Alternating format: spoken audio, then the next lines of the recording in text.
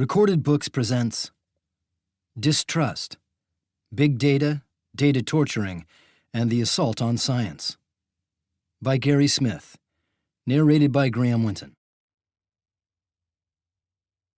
Introduction: Disinformation, Data Torturing, and Data Mining.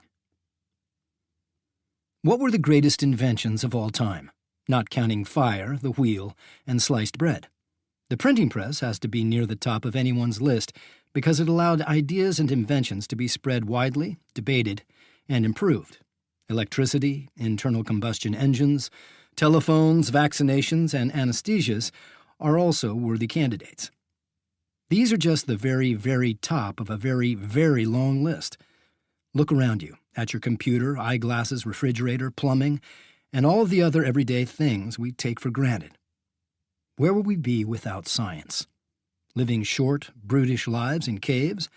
I exaggerate, but not much, and only to make the point that science and scientists have enriched our lives beyond measure. I include economists, psychologists, and other softer scientists in this group. During the Great Depression in the 1930s, governments everywhere had so little understanding of the economy that their policies were utterly counterproductive. When Franklin Roosevelt campaigned for U.S. president in 1932, he promised to reduce government spending by 25%. One of the most respected financial leaders, Bernard Baruch, advised Roosevelt to cut government spending. Cut it as rations are cut in a siege. Tax. Tax everybody for everything. The Federal Reserve let the money supply fall by a third, and Congress started a trade war that caused exports and imports to fall by more than 50%. Today, thanks to theoretical and empirical economic models, most of us, know that spending cuts, tax hikes, monetary contractions, and trade wars are exactly the wrong policies for fighting economic recessions. This is why, during the global economic crisis that began in the United States in 2007, governments didn't repeat the errors of the 1930s. With the world economy on the brink of a second Great Depression, governments did the right thing by pumping trillions of dollars into their deflating economies. Ditto with the COVID-19 economic collapse in 2020.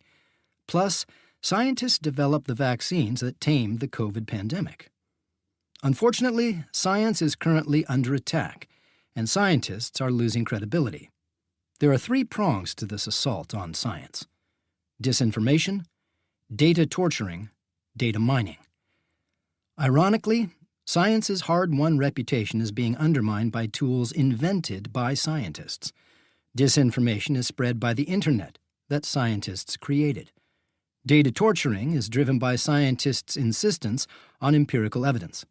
Data mining is fueled by the big data and powerful computers that scientists created.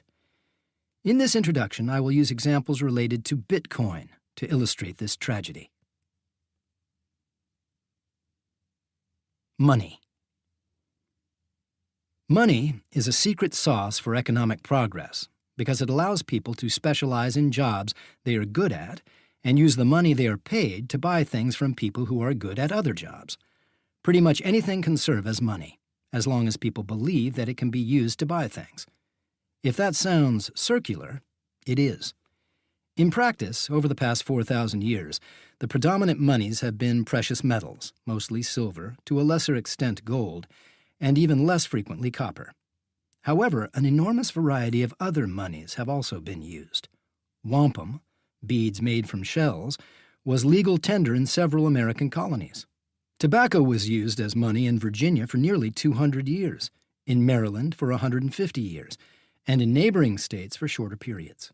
In fact, a 1641 law made tobacco legal tender in Virginia and prohibited contracts payable in gold or silver. Rice, cattle, and whiskey have been legal tender, and although they lacked legal sanction, musket balls, hemp, furs, and woodpecker scalps have also been used as money. To keep listening to this audiobook, I've left you a link in the description so you can do it, at no cost thanks to Audible's 30-day free trial.